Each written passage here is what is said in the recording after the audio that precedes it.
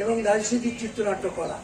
আর এই গল্পটা যখন শুরু হয় তখন প্রথম থেকেই পড়তে এবং শুনতে শুনতে মনে হচ্ছে যে একমাত্র ফিটেস্ট পার্সন যে আর্টিস্টকে নিয়ে কলকাতার অনেক বড় বড় আর্টিস্ট আছে, কিন্তু রাজস্বীদিকেই মনোনীত করলাম আমরা এই কারণে যে ফিটেস্ট, যে এই চরিত্র পক্ষে প্রচণ্ড পরিশ্রম করেছে এবং দিদি এর জন্য যা যা শেখা দরকার সব শিখেছে।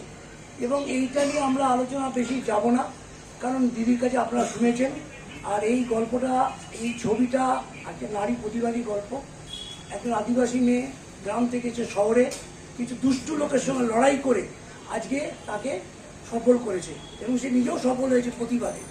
আর এর সবচেয়ে বেশি যে উৎসাহ দিয়েছে সোনাদা, সত্যরঞ্জন সিং, যে সবসময় আমাদের পাশে থেকে ভালো মন্দ আলোচনা করেছেন এবং যখন যেখানে দরকার এগিয়ে এসছেন। আর আমার এই কাজে আমাকে সবচেয়ে বেশি সহযোগিতা করেছে দিদি, রাজশ্রী। সবাইকে ধন্যবাদ। আমি সত্য কথায় শেষ করলাম। কাউন্সিলর বোন এবং প্রধান ম্যাডাম এবং আমার ভাই দাদাদের ভালোবাসা জানিয়ে দু একটা কথা আমি বলবো। যে আমরা যে এই ঝুমুর যে সিনেমাটা লঞ্চ করব আমাদের 17 জানুয়ারি, আমাদের রূপালী হলেই আমরা প্রথম শোটা চালু করব। আর এই ঝুমুর কেন সিনেমাটা বানানো হয়েছে, সমাজকে সচেতন করার জন্য। আজকে আমাদের মাননীয় মুখ্যমন্ত্রী যেভাবে মহিলাদের গার্ড করে, ওনার পথ অনুসরণ করে এই ফিল্মটাই বানানো হয়।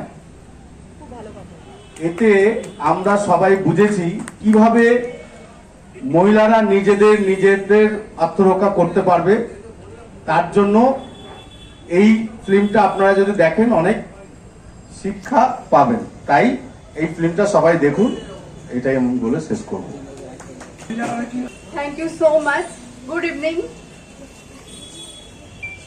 আমাদের এমএলএ স্যার, এত ওনাকে থ্যাংক ইউ।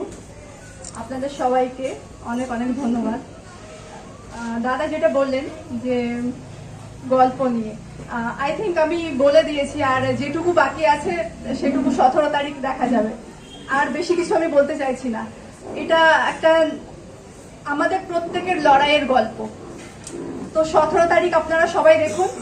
ছবি দেখে শেখার অনেক কিছু আছে, সেটা ছবি দেখেই শিখুন। আর আমি বেশি কিছু বলতে চাইছি না। Thank you so much.